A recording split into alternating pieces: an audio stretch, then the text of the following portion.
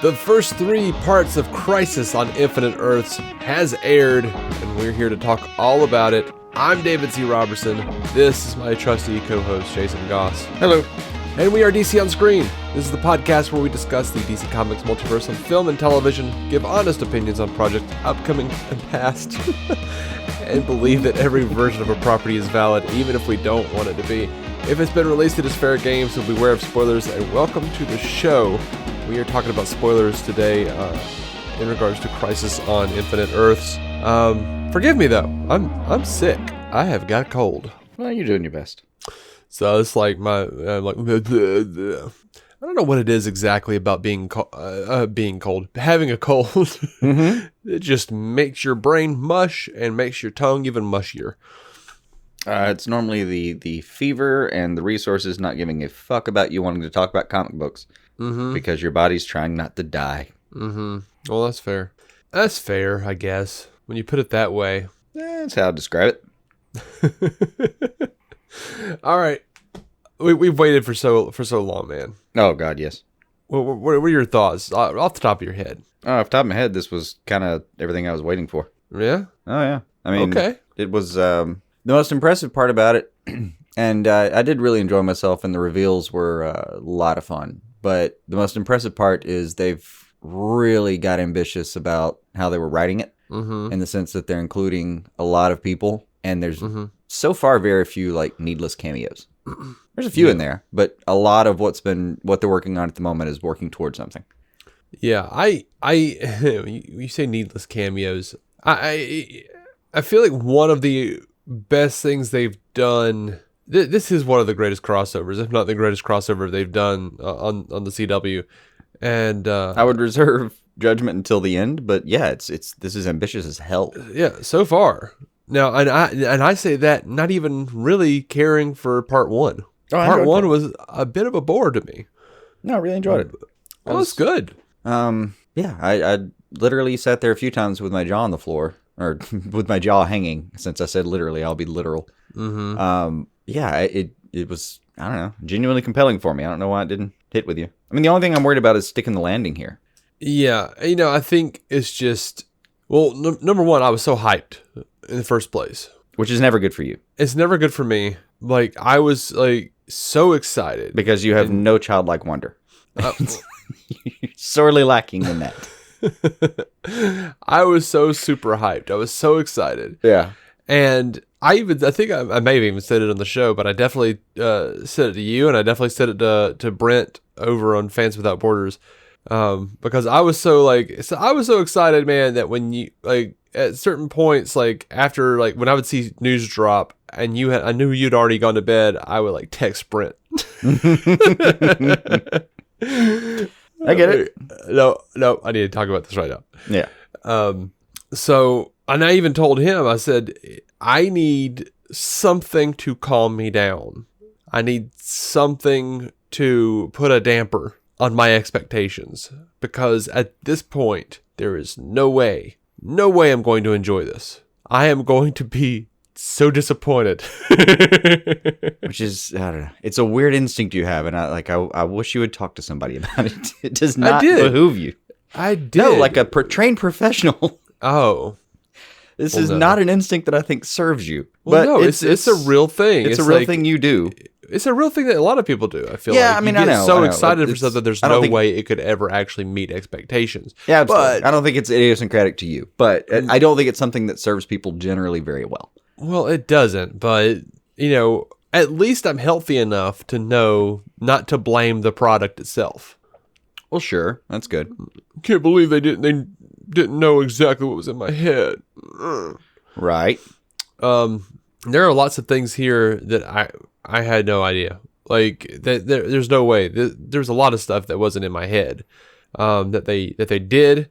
Now that you mention it, that is a thing that I completely compartmentalize when I'm watching stuff like this. Because really? I can see trailers and I'll do my geeking out and what if they did this and this and this, and we'll talk about it several times. But when it actually happens, I abandon all of that and just sort of I don't have any feelings about abandoning all of that. I'm just like, oh, okay, well, this is what we actually had, and I'll just go with it. I don't have there's not an emotional drop for me. But well, you know what serves you in that capacity is your goldfish memory.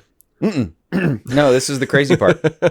My goldfish memory is weird. I need a jump start, and then once I get the jump start, I'm back. Mm-hmm. Oh, okay. So I forget entire things have happened, but those things are still packaged and waiting to be rediscovered in my mind. So like when you remind me like, oh, we had this conversation, I'm like, oh yeah, and I'll remember it verbatim almost sometimes. On a great day, on another day, I'll be like, oh yeah, I remember having it. But it's all there. I just can't get to it sometimes. Mm-hmm. So pretty much out of the gate, and I have a question. Mm-hmm. I have a question about Crisis, and I asked Mark Guggenheim, and he has not responded. I don't doubt that, but okay. I was a little disappointed because he responds to much less on Twitter. Well, he's busy. I know he's busy, but what'd you ask? I wanted to know because we see Earth 89 pretty well right out of the gate almost, and we see Robert Wool playing Alexander Knox, and he's holding a newspaper, and the newspaper says Batman captures Joker, and it was like the second shot or something, right? Third, fourth shot, something like that. Yeah, something like that. And the Joker died at the end of Batman 89. And that definitely wasn't the bat symbol in the sky from Batman 89. In fact, it looked a lot more like Batman Beyond. My question is there a new Joker? Or is this, because, if they're following along in the same timeline, this would be so. 20 years later, 30 years later. So I would think Michael Keaton would be an old dude like he is in real life. Right. And there would be, a new Batman. Yeah. I like the interpretation. I thought they were going that way at one point in the crossover. And by the way, when we're talking about this, we'll be talking about all three parts. So yeah. Assume you've watched them. I assumed, for a second I wondered if they were going that way, especially when we show up on a house that looked a lot like the house in Batman Beyond that Kevin Conroy's in now. Mm-hmm. Like that creepy, unlandscaped front of the house kind of thing. Mm-hmm. Like, you remember the first few episodes of Batman Beyond? Or maybe even the first one? Yes. Am I alone? Did you think maybe? Yeah. Because and he even says you're going to find the Bat of the Future. Mm-hmm. And then when ripped as hell, Lucius, I don't remember saying that actually, but it's the Bat of the Future. I think was what the Paragon is the Bat of the Future. No, it was they just kept saying the Paragon of Courage. I'm quite certain I heard the phrase Bat of the Future. Okay, well, I'm willing to be wrong, but I'm pretty sure I didn't hear that. I heard Bat of the Future. I think I would have squealed and thought they were talking about Batman Beyond for real. If I'd heard that, but maybe I'm wrong. Maybe I did. Maybe there was so much shit thrown at me in that crossover. I don't know what I heard. There was a lot, but I could have sworn I heard that part as part of his prognosticating, I guess. I enjoyed that, but I also for a second I thought that's what we were going for, and then even maybe I imposed that, but if you had gun to my head, I'm saying I heard it. But even if I had just imposed it, it could have been because of the scenery, because we have like an old bat in a certain voice. That I was leaning that way a long time, and then especially when they started focusing on Lucius's luscious abs, or Luke's luscious abs. Yeah, that was weird. I did love that they kept making things weird for each other. That was actually a fun beat for me throughout that episode. Mm-hmm. Like later when she said like, "Oh, he's swole now," and she's like, "Oh, it's kind of your cousin in a way." Don't. I enjoyed that little back and forth.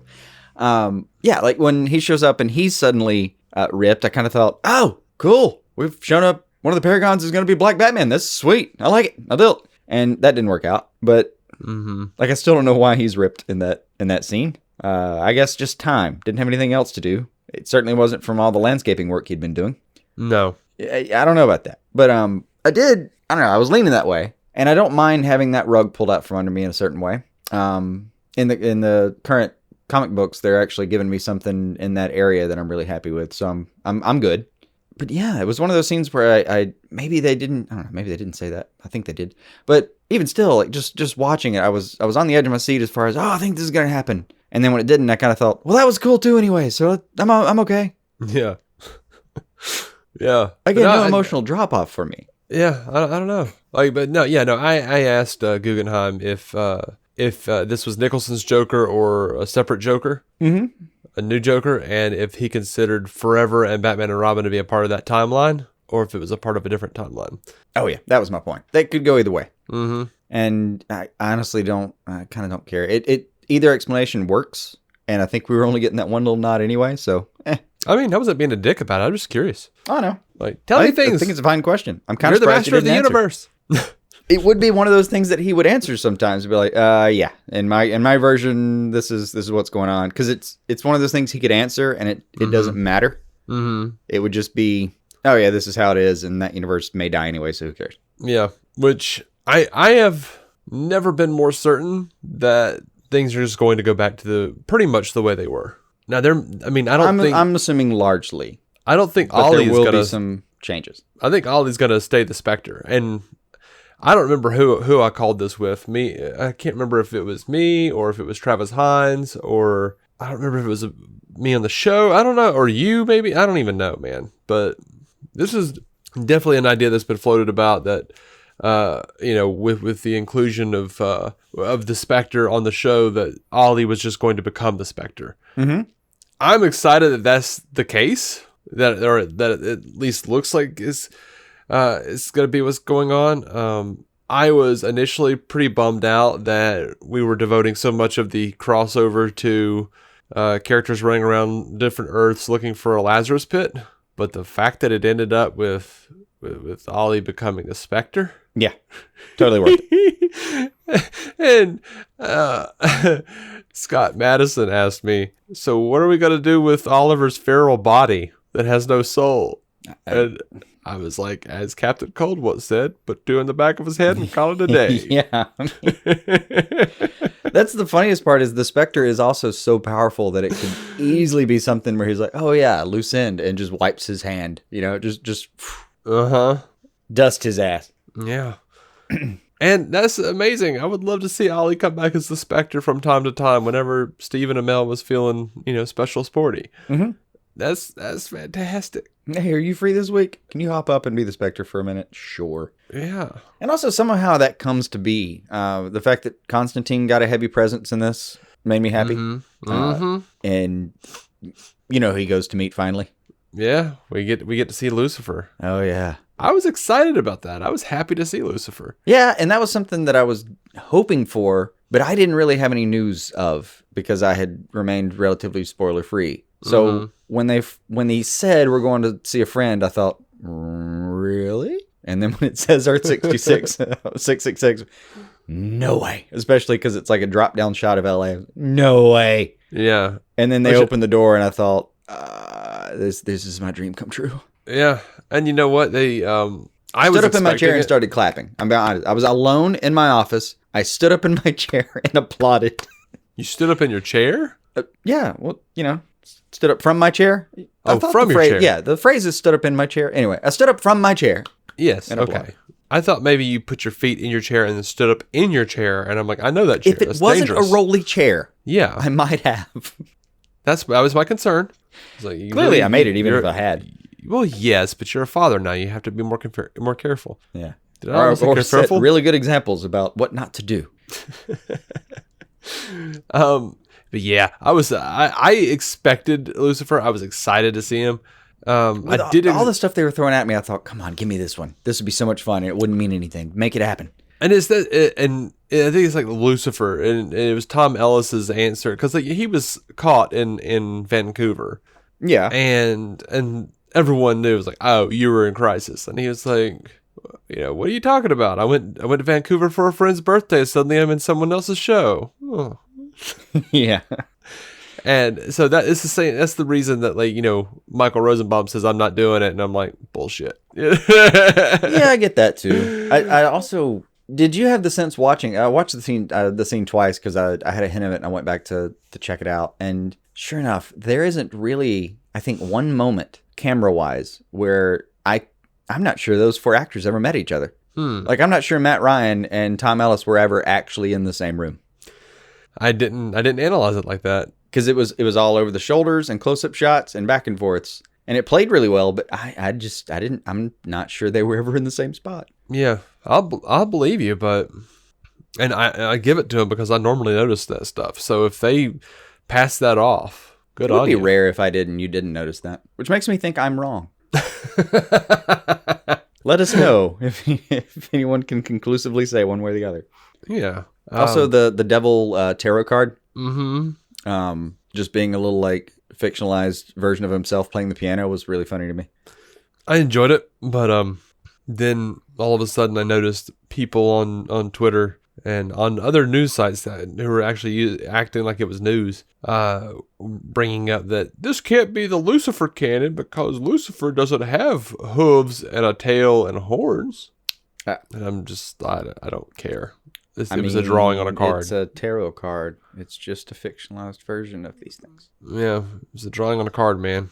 It's just a drawing on a card. It's an interpretation of events, or, you know, the funny part is like tarot cards are really just interpretations of paragons anyway. Oh, and there was the other big kerfuffle over the Lucifer scene that Lucifer fans were upset with or trying to figure out. Which was like, where does this fall into Lucifer's timeline? It can't be current day because there was a Watchman. There was a Watchman sign. Yeah, timeline's easy for me. These are multiple Earths, and the timelines aren't necessarily happening at the same rate or starting at the same time. Yeah, no, I think... And they play with that. I mean, they go to 2046 at one point, and they're like, oh, turns out that was a different time and a different dimension. That explains some stuff. Yeah, absolutely. And I think it's, I want to say Tom Ellis said that it happened before he met Chloe for him. It's after Maze. We know that. After Maze, before Chloe. And, but, he didn't specifically address the Watchmen, HBO Watchmen advertisement that was in there. But, and here's the funny part, HBO's Watchmen, even in the context of this, is still not canon. So a show, much like the show itself, that has an American hero story inside of it, a vignette, could also have happened inside of a show, being Lucifer, and that show could have happened at whatever time that Earth got around to it. Exactly. There's no reason this is definitively a problem for timelines. No, we are all good here. No longer. There's nothing to see here. Let's put it that way. That's exactly what I was going to say. I cannot do that in an Irish accent, or I would.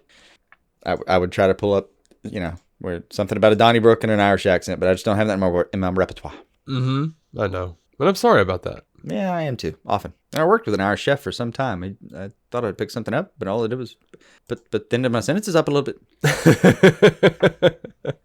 Don't actually know how to turn the words, just put the words at the end of the sentence, way up here. Yeah. Yeah. And then, sprinkle I throughout your conversation. Yeah, I. Hey.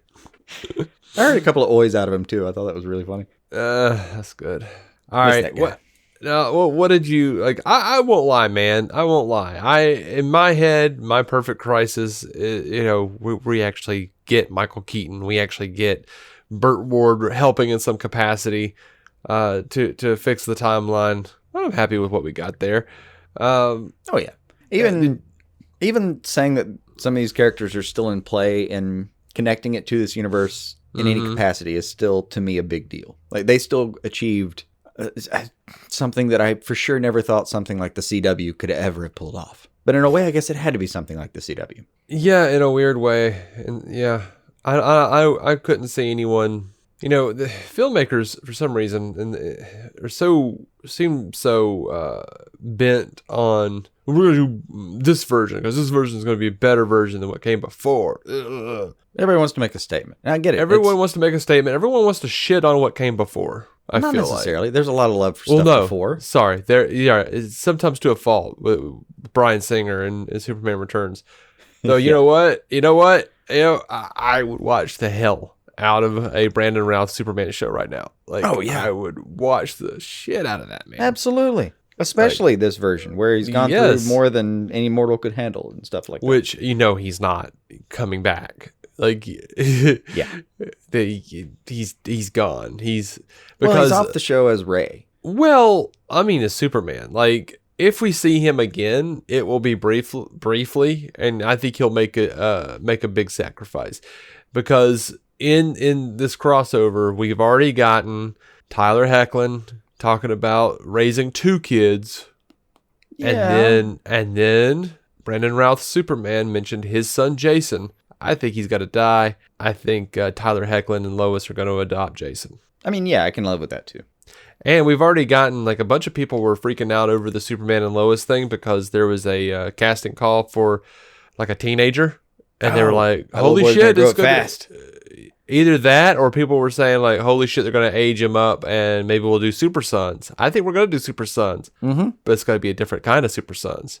I don't think we're going to do Damian Wayne. I think we're going to do John Kent and Jason Kent. Oh, Jason Kent? Or whatever they named him. Because I don't know if he would have the name from James Marsden's character. Remember in the Superman Returns, her Lois was like engaged to that dude and was lying to him and telling him that it was his kid and it wasn't. I do not. It's been forever. Yeah, she was engaged to another dude, and then because Clark came back. Early college, I think, when I saw that. Yeah. And here's the fun part. I think I watched that movie upside down. Bear with me. Like, I always do. Like, I feel like our listeners just are in a perpetual state of bearing with you. That's fair. Or me. Like, I'm pretty. I need to be bared with plenty of times.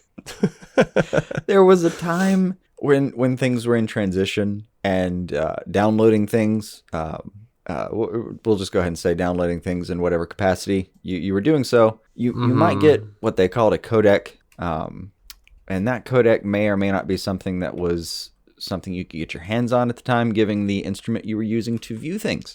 Mm-hmm. Because things didn't get generalized and leveled out for a little while. So there was a point at which, no matter how much you kept up, you may not be able to find the right way to decode that particular, file, whatever it was in, AVI or whatever. Mm-hmm. And on one little occasion, there was a brief period where I remember watching a Final Destination, and I think Superman Returns. And I literally, what we did to watch it was, me and my roommate wanted to watch it. Mm-hmm. My computer was in my room, and we put it on the screen.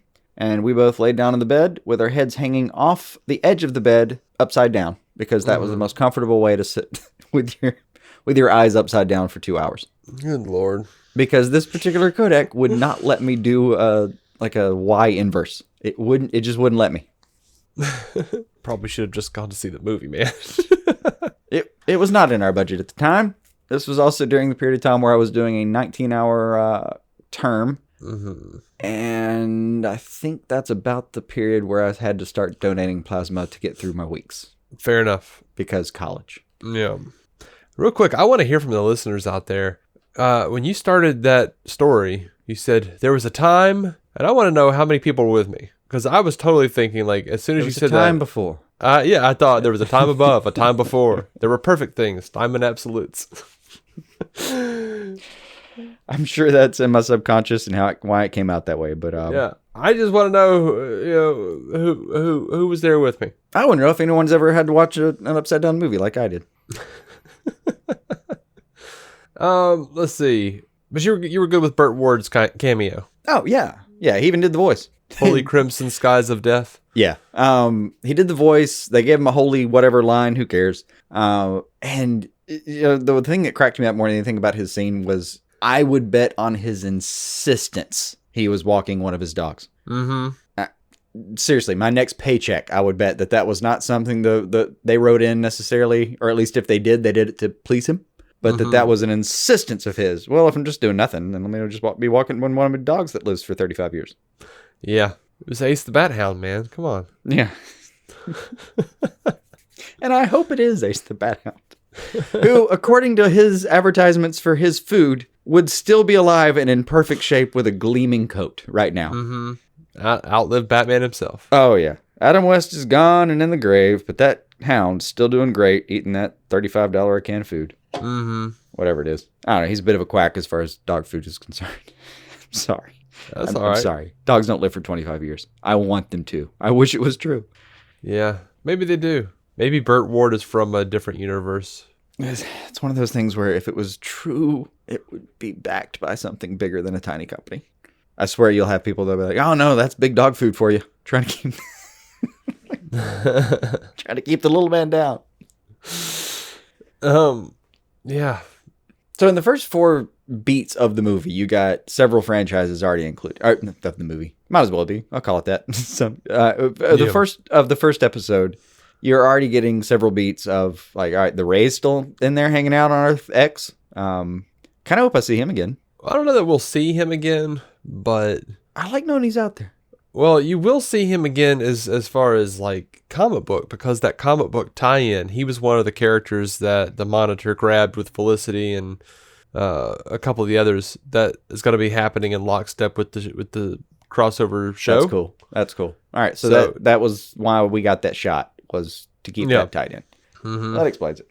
We got that. Well, we got Keaton. In the show, it looks like he just got hit by the antimatter and died in Earth X, but nah, he got transported to one of those towers for sure. Yeah, he got taken somewhere. I mean, as far as the tie-ins though, where do you want to even start? I mean, we have started, but how'd you feel about Kevin Conroy's Batman? Liked it. You liked that he had gone too far? Yes. Yeah. For two reasons. One, it was a lot of fun to watch Kevin Conroy of all people do that. And two, because it was kind of satisfying in a way, because some of the people who complained so bitterly about Batman Doesn't Kill, I know, cited BTAS, and then now we have the voice of BTAS having gone too far himself. Oh, and these people are actually showing up online and saying like, "Oh, Kevin Conroy is so much better than Batman than Ben Affleck," and I'm like, dude, but no, if anything, Affleck pulled back. This guy went for it. Yeah, Kevin Conroy's version like happily killed Superman. Yeah, happily. Yeah, even had motive behind it. Had like a Luthorian kind of like disgust when he figured out there was a Kryptonian around him again. He said, what was it? Clark wouldn't say no to anything with a badge or a flag. Big nod to Dark Knight Returns. Absolutely. Yeah, I mean he was used in that book as kind of a Reagan sidekick. Mm-hmm. And it's he says strange visitor from another world. All that that's all from old Adventures of Superman stuff. Mm-hmm. He used the exact phrasing. Mm-hmm. Loved that. That worked for me. What didn't work for me was on Argo when they were sending John off in their rocket. Like once again, these Kryptonians only built one rocket. You would think they would kind of look around and go like, things could go bad again. Here's one way to think of it. In our society, if I had like several $100s that I kept in a safe in my home in real currency, maybe a pistol or something if I wanted to. Like if I had a couple of things like that were like, I don't know, this shit could go sideways and I would like to maybe be able to defend myself and have real cash on hand because what if? Mm-hmm. And I kept it in like a private safe. I don't talk about it. I don't go onto blogs and forums and do anything about it. That would be considered maybe me having like I'm not going to invest a lot in this, but if shit gets real crazy, yeah, I've got like a little fledgling twig of a plan, Mm-hmm. On the other hand, we tend to make fun of people who like have several go bags and practice drills, the Doomsday Preppers, because that's fucking insane. Mm-hmm. And I know any Doomsday Preppers are already thinking, yeah, you think it's insane till that shit happens. And then, okay, all right, like, okay, calm down. I get it. But in the same way, like the same reason that we in the South get made fun of, because if we get an inch and a half of snow, everything shuts down. And people from other parts of the country laugh at us and be like, hey, just throw on some snow tires, you idiots, you'll be fine. You can go to work, blah, blah, blah.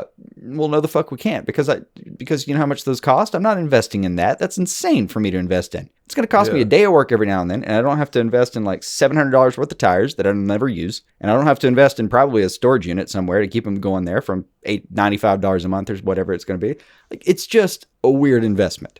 Mm-hmm. Anytime I see the one ship plan, I think, okay, these people aren't crazy, but they did have a little out. Mm-hmm. If anything, I take offense that the ship seems to always be designed for a tiny person. Yeah, there's that too. It's never designed for a full-grown adult.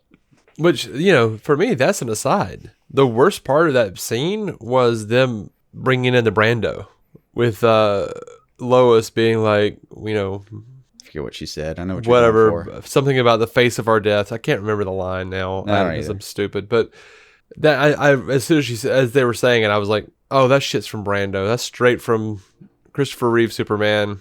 And it didn't feel at all like Lois. Not even this version of Lois. It didn't feel like something those characters would, or this version of Superman. They wouldn't say that. And like suddenly they get all like, Shakespearean Kryptonian for a second. I I thought that one was I'll forced. give them this. 2 reporters probably had some idea of like some nice words to say on the day. It wouldn't be off the cuff for them. They probably had a draft ready mentally. Yeah. Which I'll say this too, and I really hope, because every time we see Lois in these crossovers, they're giving her the job of catching us up on what's been going on with Lois and Superman. Mm-hmm. So every time I've seen her, she's a reporter. She has had an unwieldy amount of exposition to snarkily throw out there, and I have thought it was awful every time, including now.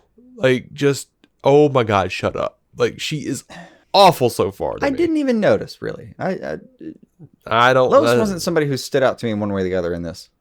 I mean, that's probably good for you. Yeah, well, I mean, if she didn't stand out the way you're saying, then yeah, that was good for me. That was. Yeah, I mean, she's just like, I'm okay with it. But it just makes me feel like when the cameras aren't there in their everyday life, she's just standing around like recapping things in a snappy, snarky way, and Clark is like, "Yeah, I know, I was there. Shut up." I didn't get you'd have to point out a scene to me because it did, I don't know, it just didn't come across to me that way. Like the first scene they're in. The first scene. Oh, it's where she's always recalling all his... Yes. Yeah. And it's just like, why are we doing this? That didn't bother me. And it also didn't seem like a recap or exposition so much as her just saying, like, you've done all of these amazing feats, and yet poopy diaper, that's a problem for you? Mm-hmm. And some part of me, as a person who's changing those diapers fairly often these days, kind of thinks, yeah, I don't care what I've done before. This is terrible. Are you kidding? There's no amount. When I'm changing a diaper, I'm not thinking of all the things I've accomplished before. I'm just thinking, this is a shitty task. Yeah. That I don't think anyone here wishes that we would prolong for a day longer than we have to. Yeah. And, I guess I'll see I don't whatever think she's enjoying it. I don't think I'm enjoying it. I don't think Mom's in the other room particularly enjoying it. Like, I guess we'll see when the actual show, the Superman Lois show, comes out. But I'll give you one prediction about the show when it comes out. It's still an if, I think, technically.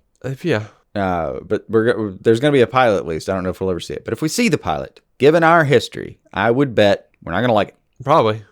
I will give it a shot. How we do. I'll give it a shot. I'll continue to give it a shot because, we watched 3 seasons of Lucifer before we liked it.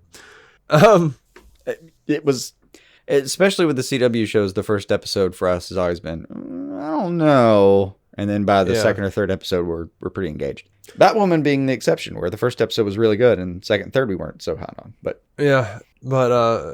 I'm still not digging this Lois. Just not digging it. Well, we'll give it time. Sorry. I'm so sorry.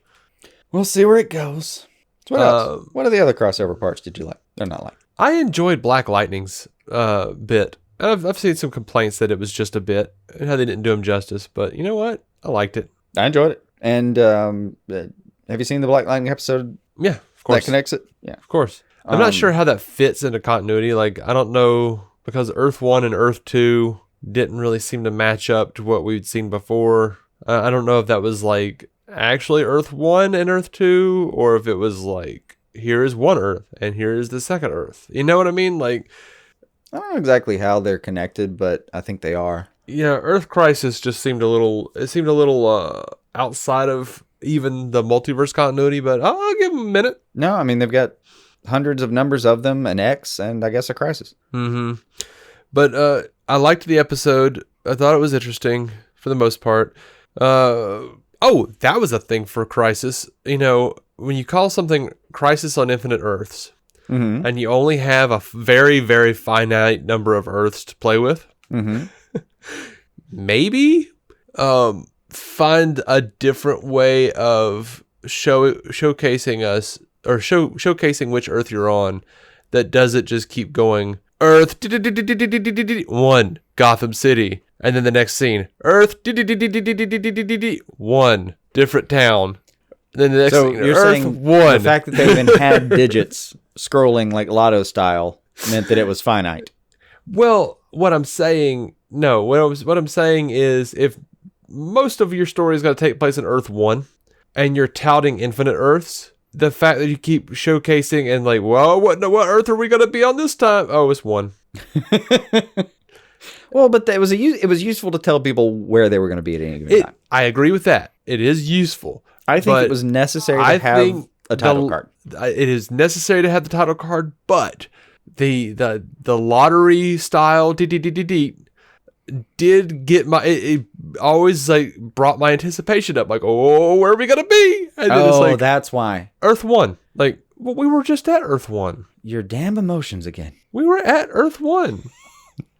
Dude, all of these shows are about emotions and about playing with our emotions. Another interpretation I would posit would be once you've dropped the title card, and I don't think I literally saw them do an establishing shot and then go back to the same Earth and like adjacently. Oh, they absolutely did. Did they? They absolutely did. Okay.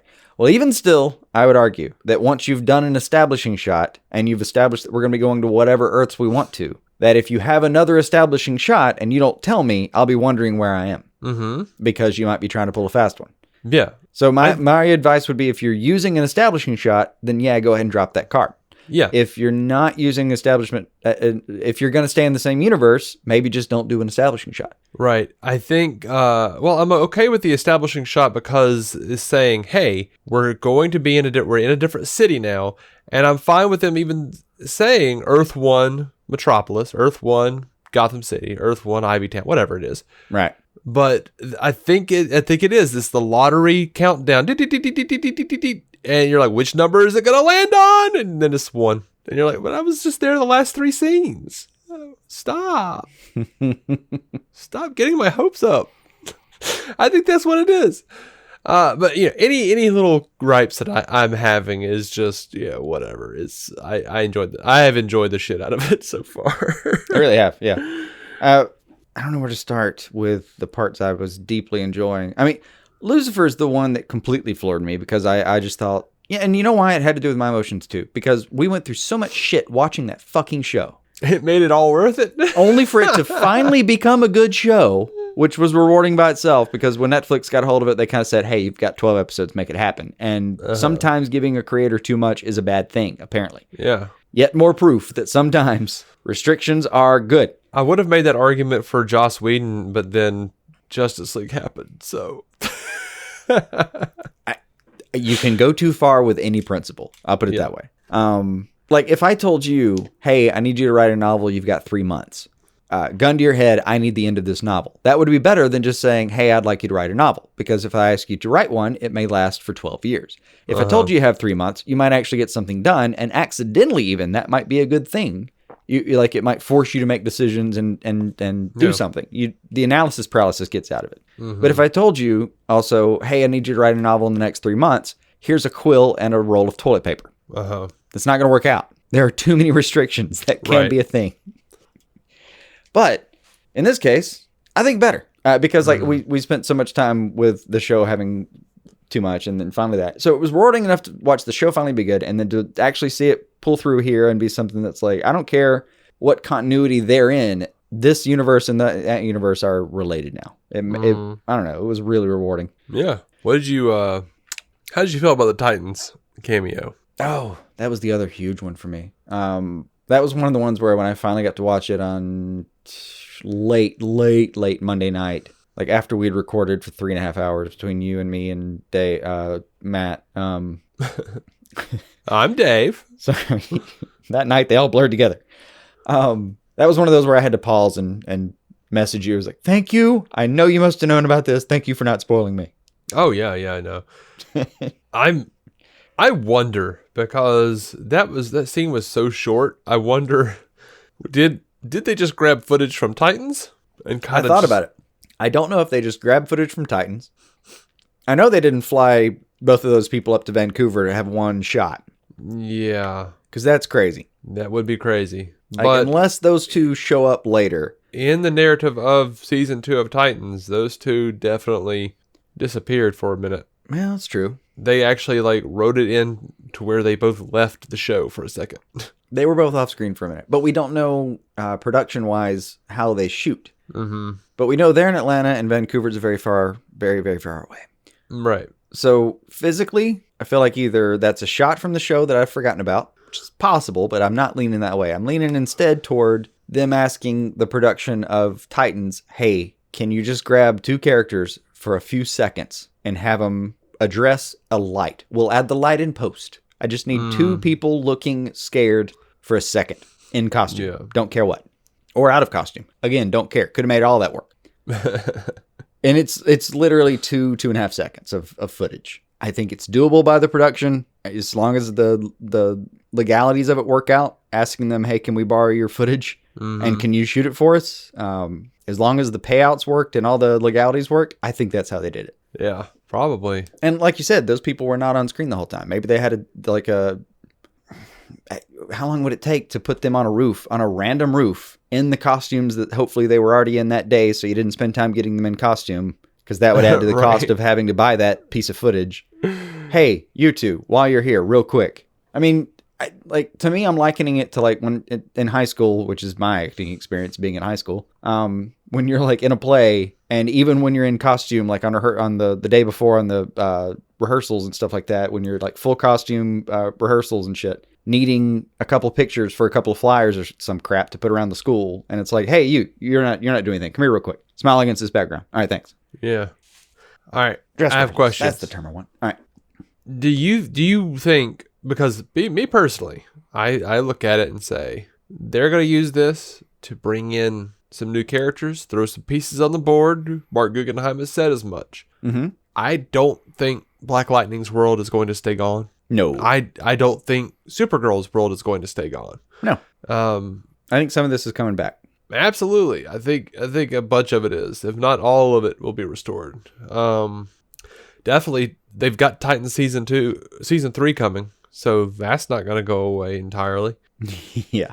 I mean, a lot of this we know just because we know that these shows still exist, and there's not going to be some moment where, like, we're not going to come back to Titan season 3 and they say like, well, you remember how we lost Jason and Hawk? That was kind of crazy. How they went to another dimension for half a second and got eaten up by an antimatter wave, but we survived. So anyway, moving on. Mm-hmm. Meanwhile, they're not going to go back to Black Lightning and be like, well, it's just literally a show about Black Lightning now. Everyone else pretty much didn't make it out. Right. And we're also not going to go to a Supergirl where Alex and what's her name? Kara? Jimmy's brother, or Jimmy's sister. Kelly. Where those two, and I assume Lena, because I haven't seen anything from them, probably perished. Because they were, in the move to get as many billions of people as they could off planet, I didn't see them get off, did you? I saw them fight to the last stand and probably not make it. Yeah, we don't know where they are. If you bet me right now, I would just tell you, yeah, they didn't make it. They were fighting for everybody else who didn't. Yeah. Which, all of that presents a couple of problems. One, if they don't leave these worlds destroyed, which I don't believe they will, because you're not going to, first of all, you're not going to set up any more adventures in 89 and not pay that off somewhere down the line. Yeah. There were just shout outs for a reason for certain properties. There were shout outs, and also I fully believe they will go back to Batman 89 somewhere. They could. And you could say I'm stupid or I'm crazy or it's a pipe dream, but guess what? All you people who said that shit said the same thing about John Wesley Shipp's Flash, and look what we got. I told you they were doing some shit with that.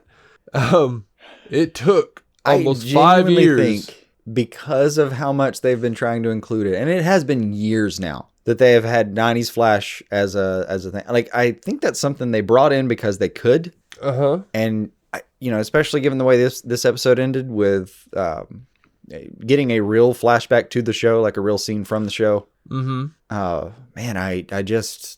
this may be the last we see of this, but I would not be surprised if this was in somebody's back pocket from day one. Yeah. If Doug or Berlanti had the idea, like, no, we can use him. They could literally do anything, really. Like, they could mesh the worlds. They really could. And everyone just goes back to their life, and it's very similar to their life, and only the heroes know, oh, hey, there used to be multiple Earths or infinite Earths. Speaking of, there's one thing that I do hope stands. I kind of hope, Earth 2 as it is, unless we get some shout out from the major characters that didn't make it on screen, not Earth 2, Earth 38, unless we get some shout out that those characters did make it on a ship, I feel like we're just going to reverse that. largely. Uh-huh. But Earth 38's the only Earth that we spent a lot of time with on screen actually doing an exodus of some kind. Yeah. So that was one of my hopes going into the Crisis, was that we wouldn't have this weird, you have to have an interdimensional portal to get to Supergirl thing. It was the one universe of all the other shout-outs and everything else that I was thinking, okay, you're all airing on the same channel. Black Lightning included, but him I just didn't have expectations for. Supergirl was the one who was like, no, I would like y'all to be existing on the same single piece of Terra. That would be fantastic. Because it would allow for a little more crossovers without it being such a big deal.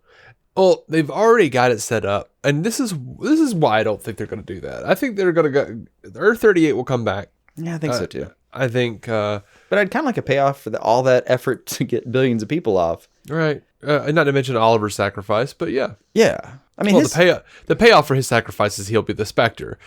We'll get something for that. And by the way, even if those billions of people get to go back to where they came from, that last scene with Oliver was pretty great. It was. I really enjoyed that last line. His last real line in the middle of a battle was like, it's time. And it's like, well, is everybody gone? Well, it's not time. And he had said it with a determination in his voice. Was like, man, Amell was really enjoying himself right here. Yeah.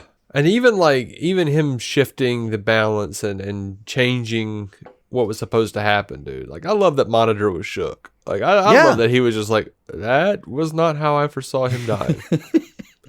And it's so cool, though, that, like, this whole thing started with Arrow and, like, a character that shouldn't mean this much. And then all these years later, we're like, man, the whole thing fucking started with the Green Arrow, of all people. Yeah. And to have a little meta moment, to me, what came across as a meta moment, where even Monitor, like, in this show, a godhead is just sitting there like, I did not see that coming. This human was something, wasn't he? Like, yeah, this motherfucker was something.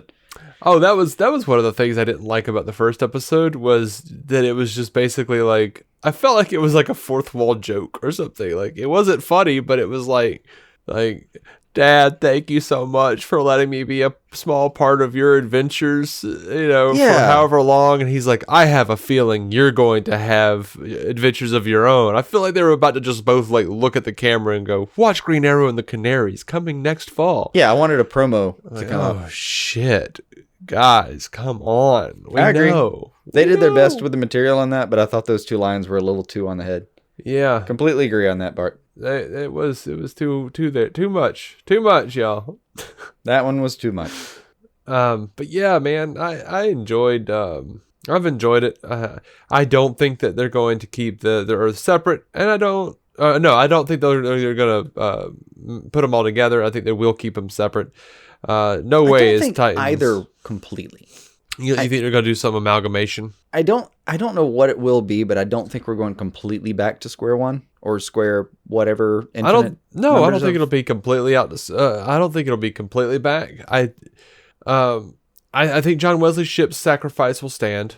Yeah, that part. And how much did you love that shot from the frickin' pilot of the Flash? Oh yeah, when Tina's telling him she believes in him. Oh yeah. My God, so young.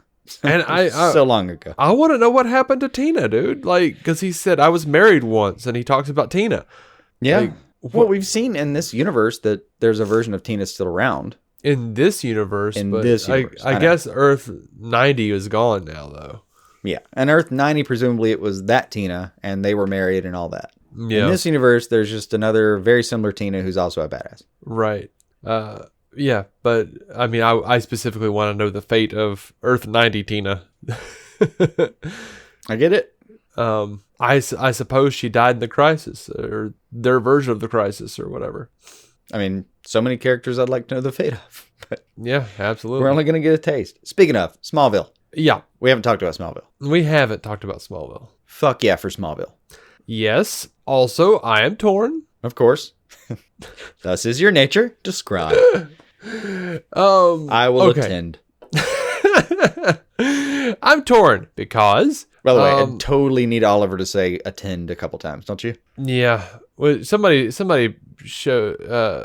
online threw up a cover of I think it was a Batman comic with like the Spectre towering above Batman and saying, "You have failed the city." And I went, That's good. Oh, great. That's great. But yeah, man, I think what's interesting is Mark Guggenheim said they wrote that scene I guess he wrote it with, a couple of people who actually wrote for Smallville. Mm-hmm. They wrote this bit, and according to Guggenheim, Tom read the scene, said, dude, you guys wrote like the one scene I would actually agree to.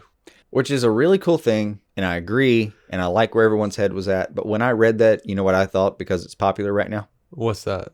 You son of a bitch, I'm in. Rick and Morty. Rick and Morty. All right. Yeah, so, but here's my thing, and I'm going to cross my fingers. I'm going to hope against hope here that we see a return from Tom Welling, because as presented in Smallville, I do not believe that he would give up his powers. Oh, I totally do. Just because he was a dad. Like, I feel like he would be like, no, I need to, like, be an example, and, like, I have these abilities, I can save people. And also, I'm assuming that they didn't, like, clean up all the kryptonite in Smallville, so who's stopping the Freaks of the Week? Because, in that canon, there's going to be a Freak of the Week every week. Yeah. A little bit. Now, I will say this. They got more serialized over time, but if they decided to shoot Smallville in Atlanta, like a follow-up series in Atlanta instead of Vancouver, that way Tom Welling can be happy. And if they based it around his daughters, and he was like a former Superman who was trying to mentor his powered half Kryptonian daughters, shit yeah. Oh yeah, I'd love it. Just throwing that out there into the universe, man.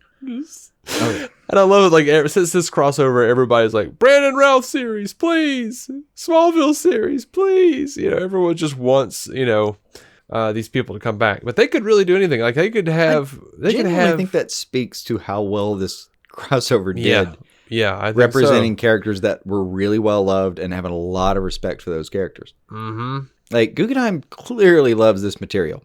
Oh, yeah. That son of a bitch may be a liar, but he is not... He is one of us. He's a liar by trade. I know. He's just burned me so many times. But that Smallville ending, though, to me, it was perfect in a lot of ways. Some part of me is even hoping he shows up again now, because he does kind of look up with a sense of, you almost have this look, and he's got a real aloof nature to him, Welling's acting, but so you can read into it kind of what you want in a way. But some part of me was like, yeah, he does realize that that's a real thing, like multiverse ending, all that. And then the other part of me thought, well, they spent a lot of time in Smallville setting up the idea that he wasn't alone. Mm-hmm. And, if Lois is back on the farm and he's back on the farm, that means that both of them, to some extent, had a character arc where they were like, yeah, we've done our part for King and Country. I'm going to take my ball and I'm going to go home. Mm-hmm. And, I wouldn't be surprised if he had mentored people well enough. Like, you remember the characters that are in that universe? You've got Aquamans and Martian Manhunters and freaking... There's all kinds of people in that universe. Yeah. There's no reason he necessarily had to stay, I would say. But I do agree that, like, it was a really nice ending. It was a really nice ending for him. And for him just getting to punch Luthor and all that. Yeah, that was fun. I think the funny thing was it was a great ending for Tom Welling. Mm-hmm. Not a great ending for Clark Kent. I don't on that. I don't buy that Clark would give up his powers. I totally buy that Tom Welling would give up the powers. He did. I'd just be like, I don't want to do this. I would buy that. But I think there's some Luthorian instinct in you that's telling you, like, why would you give up those powers? Like, the same Lex literally calls him out, and why would you ever do that? You were a god. Yeah, but the reason they gave it was not sufficient for me. Yeah. But it works. The scene worked for me because Lex had the same face I did. When Lex stepped on that toy and then, like, looked underneath his foot and then, like, looked up at Clark like, really, dude? Like, that was the same response I had. I was like, really? You had a kid, so you just thought, oh, lame? Why would you stop being Superman? Because you had a kid, man. Come on. I get it, but it's not like you're... It's super risky behavior being Superman. Uh-huh. And you can make an argument, and there are several graphic novels that go through this, so we don't have to entirely, but you can make an argument on the one hand that it would be a hell of an example to set, but you could also make an example, or you could also make the argument that, yeah, maybe you're setting an example of what someone should do in certain circumstances, but even if you're right, you're still leaving this child without a father. And, Lois is a bad girl. I mean, I'm sure she can handle single parenting. I have no doubt of it. But I mean, do you really not want to be there with or for your kid? Is that worth it? Part of me thinks that I have a little bit of faith in the rest of the characters in the Smallville universe, that he didn't just leave everything up for grabs, that he had enough time being, overpowered, that at some point you're like, man, I've spent 30 years doing this. I'm good. And I do kind of want that simple life. I could argue it either way, and I would kind of have to agree with you either way. Yeah. I think it's a preference thing. I'm like, you might leave your kid without a father. Also, you might get in a car wreck tomorrow, and because you're not invulnerable now, you're going to die and leave him without a father. Also, but you have the power to stop the multiverse from being dissolved. Oh, you gotta leave your kids without a universe. You don't, because dozens of Luthors killed dozens, or no, one Luthor killed dozens of Supermen. Yeah. And he apparently doesn't have the power to do as much as he thinks he does. Because ultimately, something like the Book of Destiny or a multiverse and an antimatter can come along and just decide you don't fucking matter anymore, and you're out. And that's one thing when, just luck and chance come to get you. Like, you get in the car, like you said, and you go to work that day, and somebody's brakes don't work, and that's you. You're, story wrapped. You're good. You're done. Mm-hmm. But it's another thing when you keep putting yourself in harm's way over and over again intentionally, even if it's for a good reason, for a good cause. And like I said, you can argue that I like doing that. so is a heroic. It's a heroic thing to do, and it's an example to set. Like, anybody whose parent is a first responder of any kind, I get it. Also, you'd have to admit, like, it's heroic and it's brave and it's a hell of a thing to leave as an example. But every day you go to work, you hope you make it home, don't you? I mean, nobody really wants to not have that family and not be there for their child. Yeah. To me, it's a tough one, and I enjoyed the philosophy of it. Yeah. Like so many things about Superman, I can wax philosophical about him for a long time. Even when you take away his powers, I can still bullshit for a while. I do like the idea that Smallville, if anyone could, it would be the Smallville Superman, who wound up taking the Kingdom Come route, but in a positive light. Does that make sense? Where it's like he retired to the farm. A little bit, yeah. But it's the real farm, and it's for the right reasons. It's not because Lois died. It's because he and Lois had children, and... Well, that actually, if we're giving the show a little credit for doing it, then maybe that's something they were going for, was that juxtaposition of like, yeah, this guy got the happy ending. Yeah. This guy's hopeful in spite of not getting that. But you know what doesn't work, though, is there's a bit where Lois mumbles about Brandon Routh's Superman, or she says, he just doesn't give up on any Earth, does he? And I'm like, except for the Smallville Earth. Again, you could still argue he didn't give up. He just left it to other capable people and decided that he had earned the right to have his family. Yeah, I'm just saying it's a bad look, is all. That's all I'm saying. Well, and I do think what I just said is maybe the theme, because Tyler Hoechlin's Superman literally has that conversation early in the first episode. Mm-hmm. Where he's talking to Supergirl, and he's like, maybe I was foolish to think I could have all that. Yeah. And then apparently you're not. You just didn't get a good roll of the dice, dude. The Superman in Elder Earth, Smallville Superman, did great. He decided it was time for him to actually have a family and be able to settle down and be normal and enjoy all the environs of humanity, for better or worse. And he got that. You got fucked. I'm sorry, buddy. Yeah, but that's why I feel like it was a great ending for Tom Welling, though, is because basically they're like, there's a crisis coming, and like the multiverse, and he's just like just like you said, he's aloof. He's just like kind of just, all right, well, F the multiverse, man. I'm gonna go check out what my kids made. A mess, apparently.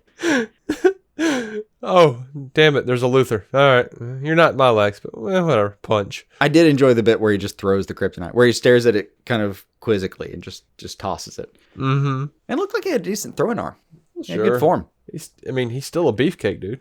Well, it doesn't. I've seen beefcakes that don't fucking know how to throw a thing. Well, like, unless it's a throwing arm is a thing you develop over time.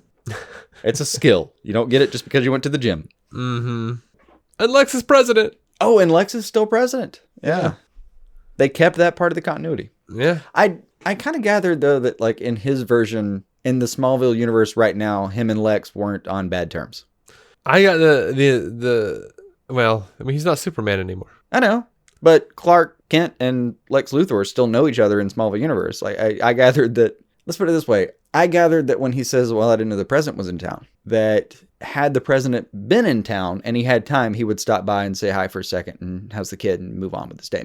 Maybe we're not talking drinks and stay over that night, but we're talking about drop by and say hi. Yeah, maybe a phone call every once in a while. was one of the fun parts of Smallville. Those two bonded a lot. They were back and forth on how much animosity they had toward another. Yeah.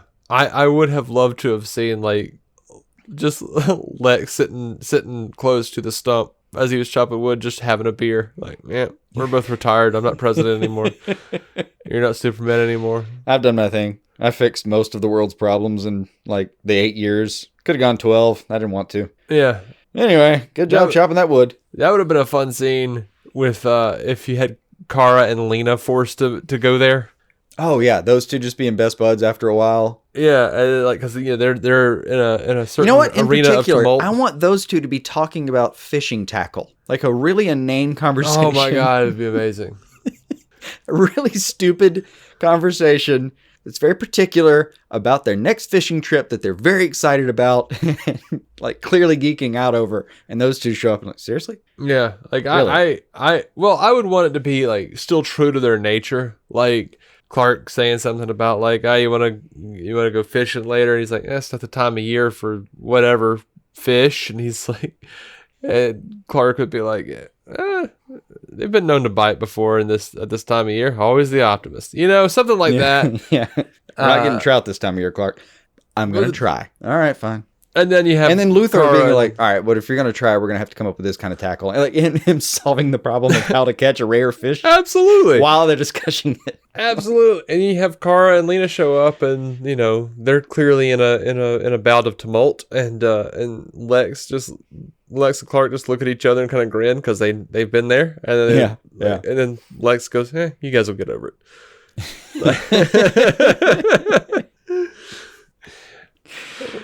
Or even Lex saying something a little on point, be like, this is kind of funny to watch right now because I promise at the end of the day, you're going to have more in common than you have against each other. Just wait for it. Yeah. Anyway, that's silly. But yeah, I would love it if Rosenbaum did show up again. I would love it if we saw Clark put on the suit again, and become Superman again for this. For some reason, we still got two parts. Yeah, Kent getting his power back is apparently not off the table. Well, I gotta say that it's not. The Monitor has been losing all of his powers, and it's possible that he's past the ability to be able to give Vibe his powers back. He may not be at a point where he could give Smallville Superman his powers back anymore. Oh shit. He's been diminishing the entire time. No. I didn't even think about that, but that's what's going to happen. What? If he can give Cisco his powers back, he can give Tom Welling his powers back. And that, he can. Yeah, I didn't even think about that until you said it. I think he's too depowered to do so, but he'll come back. No, he literally puts the whole thing off in Pariah at the end. Yeah. Let me paraphrase the last thing he says in this last episode. I'm gonna go to bed. It's on you, bud. Okay, whoever does it. But you're right. He did give Vibe his powers back. So, yeah. That to me, that's an indicator. That's Chekhov's gun, man. It could be, but that's focusing on a small part. No, it's focusing on a Smallville. I was hoping you would. After I said it, I thought that. Yeah, there you were. And I don't my honest bet, I don't think we're getting that, and I don't think we're getting Rosenbaum, because we already have a Luthor apparently involved in the last couple episodes. Uh-huh. And I just don't think we will. Just don't think there'll be time. Unless it's some grand triumphant scene of everybody returning all at once, and in that case, I will squeal and pee all at the same time. we need a DC Endgame, man. Yeah. Man, I did enjoy seeing Birds of Prey for just seconds. a second. I'm good with no more of that though. I get it. That was just not a good show. Sorry, it wasn't. But you know what? I hate the idea that all these Earths don't exist, and I think they will by the end of this thing. I think they'll come back. I really do. I don't think we're gonna do the comic book crisis. Oh no, I don't think we're gonna do all or none. I think there will be some middle ground. I think it'll be skewed heavily toward things going back to normal, but I think the events of the crisis will matter. I think it's weird that we haven't seen know where more... to put my stake in the ground on it, on what will and what won't matter. Yeah, I don't know. I'm a little weird that we haven't seen more of Psycho Pirate because they did set him up last year. And he's a big part of the Crisis. Yeah. We might see him in the last 2 parts or something. Hell, he's actually a really big part of the Cosmic Treadmill, and we didn't see him at all for that. Mm-hmm. So, I don't know. I'm sure there's still a part for him. Yeah. They wouldn't have set it up if there wasn't a plan. No, they may have had to alter the plan. Ooh, you know what? I will give you one bet. What's that? He's there. That's his ability. Martian was being tested. Malefic's on the board. Okay. Well, John literally says, this time I'm being tested. Mm-hmm. And we have a Malefic whose one single Martian ability that is above and beyond any other Martian ability is to incept and make something your idea, your plan. Uh-huh. And it's apparently very rare. Like, he's the only one who's ever been shown to have it in their entire culture. Yeah. And all of that geared up, like, if the Psycho Pirate is not, I mean, he's one of those underused people in a way, like, because he's actually kind of super powerful when you think about it. I mean, if I could just walk into a room and control the emotions of everyone there, I could control the outcome of any event I wanted to. Yeah. It would not matter. Like, you draw arms against me, I tell you you're supposed to love me. You want to love me and I need you to hate this other person, I'll just tell you to do that instead. It doesn't matter. I can just control whatever. Mm-hmm. And having... The Martians are a bunch of heavy hitters to have against the board if you're going to have a Martian, or if you're going to have a Psycho Pirate on there. Yeah. I think those two are going to play together. That's my bet. All right, cool. I mean, Malefic, I don't want Malefic to go back to bad, though. No, I think he's on a good trajectory right now. And also, have I gotten to say that I've really enjoyed seeing that guy actually get to play a role? Yeah. Because I've loved his voice for so long. Yeah, dude. Like, I enjoyed seeing him on Mad TV all those years ago. Yeah, but I didn't watch a lot of Mad TV. It just didn't strike me. There was only a couple sketches that I really enjoyed. And I didn't really start to love him until I heard him as a voice actor. As funny as it was, I grimace every time he gets his head blown off in Pulp Fiction. That is him, isn't it? Yeah. He's just in the backseat of the car talking to John Travolta and Samuel L. Just Jackson. trying his best not to be super scared about everything, and then they hit a pothole. Yeah. And it's a really good lesson about gun safety. But yeah, how much do you want to bet that next year's crossover? And I wonder if we're going to get a tease at the end of this one, but I would love it if... I think we'll get a tease at the end of this one. You think we'll get a tease? I think it should say like, too. Next year, 0 hour. Like, I mean, they've been doing it for a few years, and I wouldn't mind, and 0 hour would be pretty sweet. Because 0 hour was pretty much what they did to like try to like fix the problems with Crisis in the comics. Anyway. Yeah. But I don't foresee them actually taking away their ability to because right now they're in a sweet spot where Supergirl can have her own adventures, Superman can have his own adventures, and they are not affecting anything that goes on on Earth 1. Earth 1 doesn't get, you don't have that whole like, well, why couldn't Superman just show? Well, I can't. I know. Just show. That's a problem that even Supergirl has to ride against. Right. So I get it, and they're in a super, no pun intended, sweet spot. They literally have a tiny handheld device that can take them to different worlds. They can pop over anytime they damn well please. All they have to say is, "Oh, just talk to Cisco." I know, and he's back now, so in full form. Yeah. I agree with the point. Part of me, as a fan, would like them to be able to cross over more, but and that would be more convenient. But as you just pointed out, that's doable either way. And as Travis Hines, our buddy Travis, has said over and over again to me, why the hell aren't Oliver and Barry talking about what's coming? Like the whole season, they're just like they should be saying something to one another. I'm like, I can headcanon it away, but I don't. These problems are there, so I don't. And they're in the same universe, so. Well, my favorite example of why they don't is, you remember when they bring up Constantine at some point in Arrow while they're dealing with Damien Dark. And one of the team just brings up, well, can we call Constantine or something? And he says, oh no, he's in hell. What do you mean? Oh no, he's literally in hell. Yeah. Like establishing the idea that to some extent they are text buddies or whatever. Mm-hmm. And they do know something about the other's whereabouts. So to me, in my background headcanon, It's they do have a rough idea of what's going on, but when they're texting each other, it's like, hey, how you doing? Oh, shit's getting crazy. Oh, me too, man. It's like real generic for them. Like it'd be like us talking about a hard work week or something, but for them, it's like, yeah, fucking, I got the thinker going on over here, and this guy's got some crazy shit going on.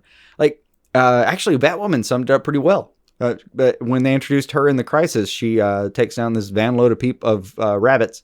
And by the way, I love Brainiacs. Oh, this one talks to rabbits. Anyway, she takes down this van load of rabbits and has her foot on one, ready to get her interrogation on. And Harbinger Lila shows up with, Crisis, blah, blah, blah, blah, blah, blah, crazy sentence. And she just says like, okay, I'll deal with your crazy after I'm done with mine. Yeah. And I kind of think that flippancy is, to me, like that back channel communication they actually use.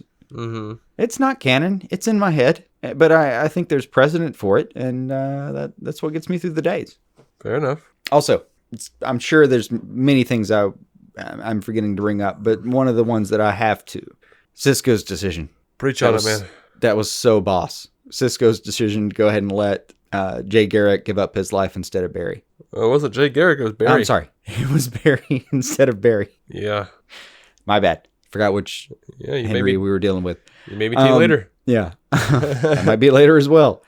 Yeah, like actual Barry versus Barry, and Barry tries to call him out on it, and Cisco, I'm paraphrasing, just says like, you put me in charge, I made a decision. And walks off like a fucking boss. Yep. Loved it. He was the only one that could have made that decision too in that room at the time. He was the only one that could have overpowered those two and made a call. I fucking loved it. They've set that up the entire season. That one line where he just says, you put me in charge, I made a decision, or whatever it was.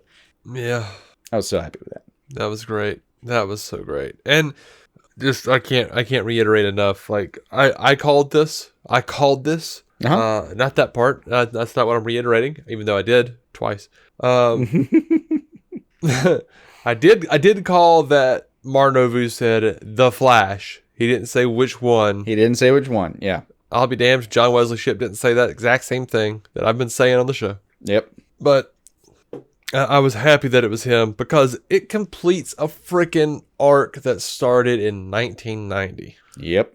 89 production-wise. Yeah. I was so happy with that.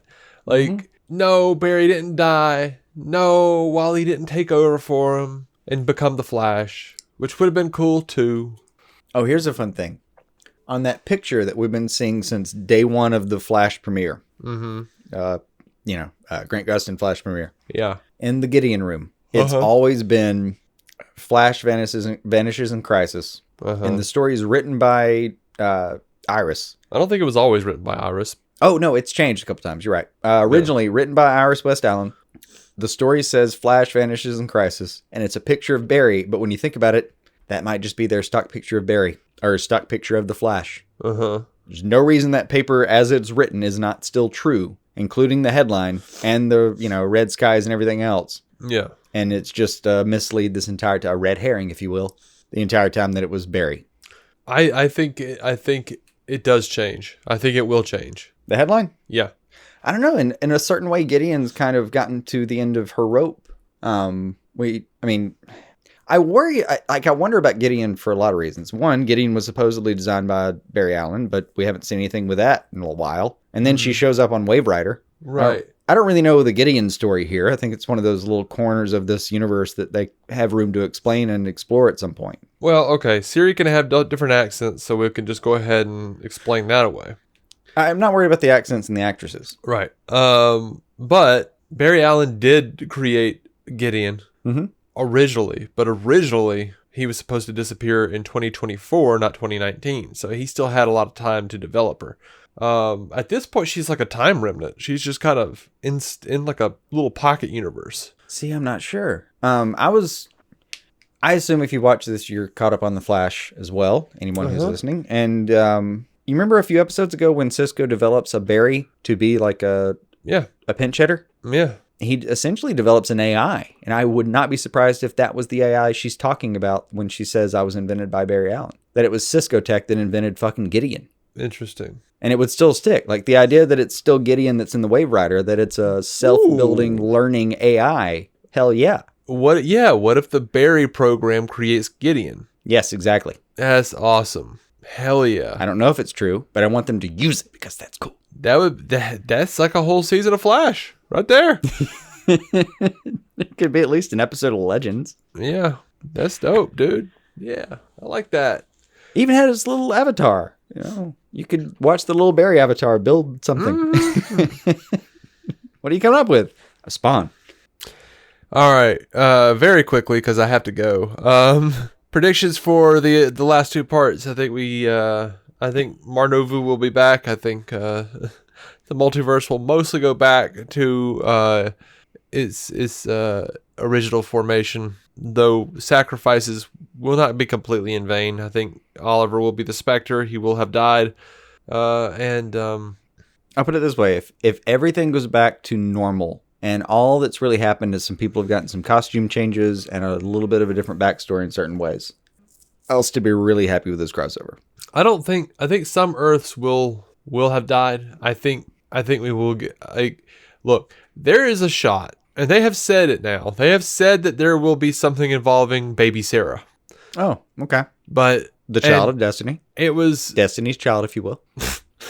There was months ago, there was an interview with Mark Guggenheim and some other people, and in the background on the whiteboard for Crisis and for the upcoming seasons and stuff, there you could see it in the background blurred, but if you squint, it says baby Sarah.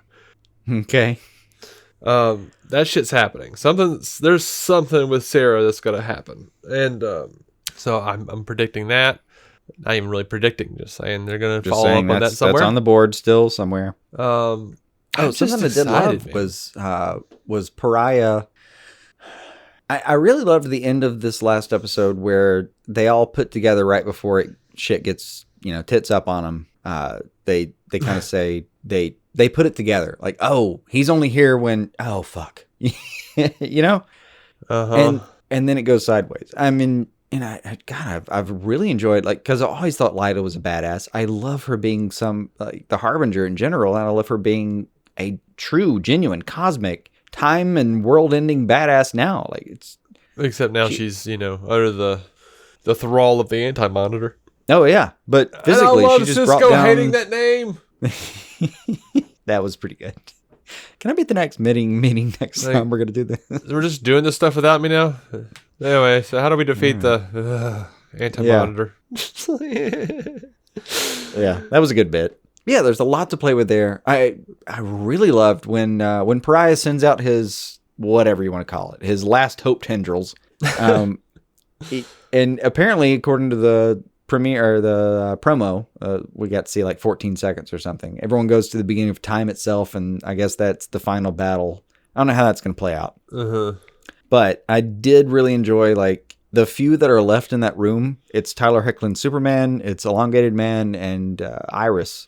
And they both, they all three kind of approach the Harbinger Anti-Monitor hybrid thing and just with all the confidence in the world say I don't know where they went, but they're going to fight with every fucking last breath. And we are too. It's oh goddamn, that's a good moment. Yeah.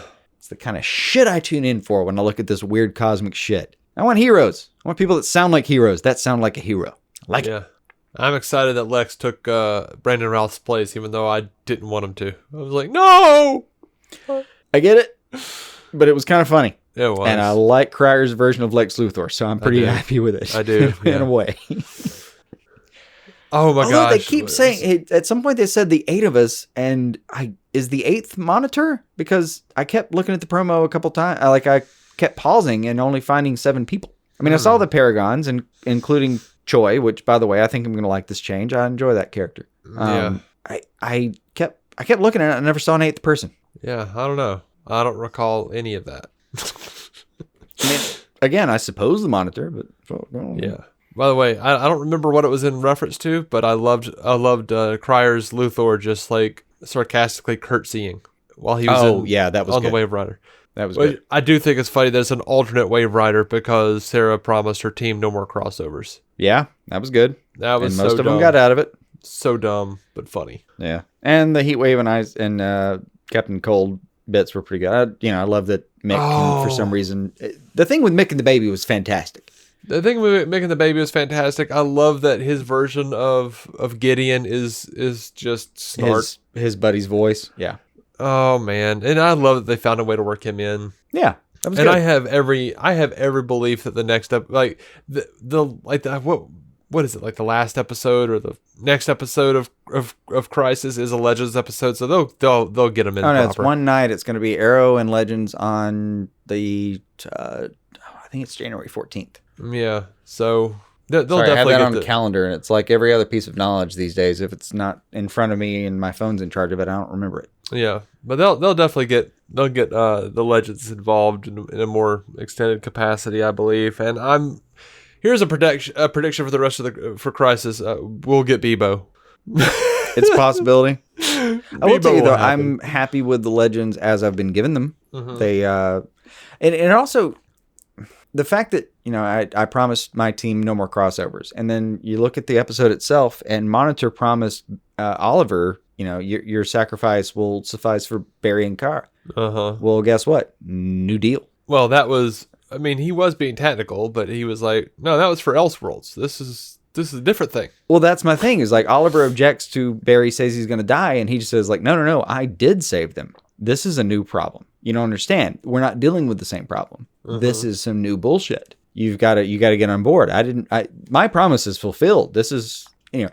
So to the same end, the fact that it ends on Legends, which is a very inclusive property, and the fact that Sarah has already said like, no, I promised him no to carpet. I kind of wonder if they're going to pull that on Sarah too, where she's like, no, I mean, I promised you, but this is the new shit. Yeah.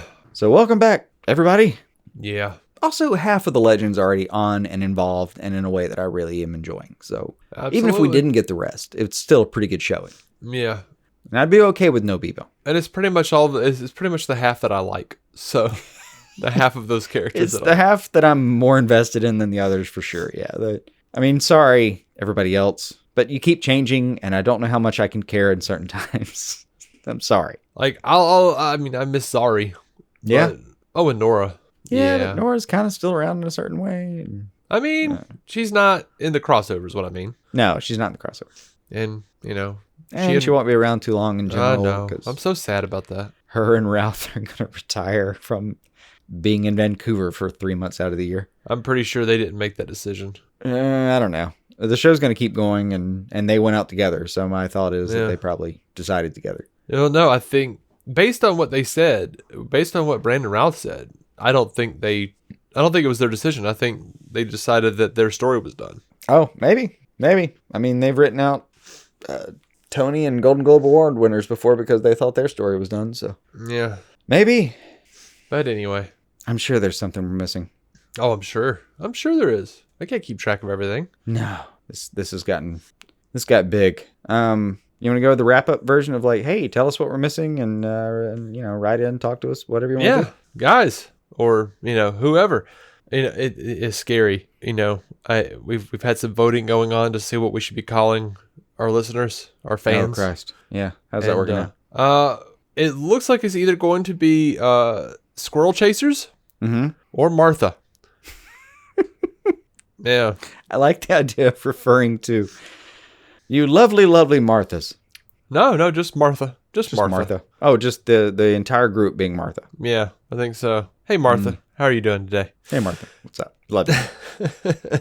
I shall defend thy name. Hello, Martha, dear. So I don't know. I guess go. The polls are pretty much ended. But if you want to go and write a thing and say, please don't call me Martha, that will be counted against the Martha. I will also say nothing's in stone, and if a funnier idea presents itself later, that may just be what happens instead. Yep, that's true too. All right. I don't think I have anything else. I feel like I should. I really do. There's so much. There's so much more to talk about, I'm sure. But, I'm going to go decorate a tree. That's what's next on my agenda. So it's time for that now. Trying to instill a sense of wonder and awe for You best go edit a podcast so I can put it up. Well, that. After. Snap. I have a sense of wonder to instill. Dave? In who? A 13-month-old. Oh, she's not making memories. No, she's making instincts. And her instinct should not be to expect bright lights at Christmas time yet. I don't know. I do, and it's working out okay. All right. I've got to go. Speaking of, all right. Yeah. Let him go. I'm sure I was going for something, and I don't care. We'll be all right. I don't know what we were talking about. It was Crisis before, and God knows we probably missed several things. And let us know, and we'll talk about them. I love that Constantine pointed out that it wasn't his Jim Corrigan. Oh, yeah. Yeah, that was also I'm good. Jim Corrigan. He's like, not the one I know. And I'm like, yeah, that's all I wanted. Yeah. I just want that lantern hung. Thank you. Speaking of lanterns, still a possibility in the future. Oh, Brent on Fans Without Borders. I can't remember exactly what he said. He said something like, in part 1, the Monitor mentioned the Tomb of the Guardians, and all he could think was, show me a Green Lantern, you fucking cowards. I mean, in Elseworlds, they pointed out, hey, where's your ring? And then in current era continuity, he's wearing that new Spartan mask, and that green, that is a very specific green. That's his little backlight. Oh, it's leaning real hard. I mean, All right, I'm pretty happy. Yeah, I'm pretty happy. I feel like you have to hang in there with us to get to the parts where we're really happy. Sometimes we kind of gripe up front. Yeah, I mean, I just as it comes to me, pretty happy. Gotta go. Pretty damn happy. Looking forward to it. Hope they stick the landing. So far, really enjoying it. Absolutely. Godspeed. And even if they don't stick the landing, I've read several Stephen King novels. I still give him the benefit of the doubt. I mean, I get it. We are DC on Screen. DCOnScreen.com for every episode. Patreon. Patreon.com/DC on Screen if you want to support the show and you like what you've heard here. Please consider doing so. I know it's holiday season and times is tough. But if you want to support the show and you don't want to do so monetarily, you can always leave us a written review and a rating on Apple. And that's going to help us. We're trying to get to 100 by the end of the year. I don't think it'll happen because we're only at 82. But, Christmas miracle. Christmas miracle, guys. Come on. That's what we're betting on at this point. Yeah. We're not doing a giveaway. Like I said, times are tough, guy. Yeah. But holidays. Times tough. Yeah. Anyway, I don't know when we'll be back. There's news of brewing, but like we just said, holidays. So there's stuff going on. Holidays. And we'll have to figure it out. I don't think we actually know when we're recording next. So no, we don't have an internal plan for that. Let us know what you thought of Crisis so far. If we were releasing a teaser trailer at the end of our episode, it would just be us looking at the camera and shrugging. Yep. All right.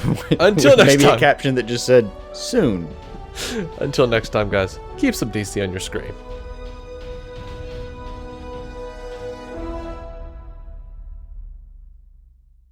Our intro music is by Jason Goss and Michael Shackelford. Michael's band, Galactic Engineers of Magnetic Sounds, or GEMS, can be found on SoundCloud and Bandcamp. Visit DCOnScreen.com to find our Patreon, merch, contact information, and every episode of the show for free, including crossovers we've done with other podcasts. DC On Screen is a maladjusted production. For more from me and Jason, including sketch comedy, vlogs, parodies, and our improvised web series Hey Guy, visit maladjusted.tv.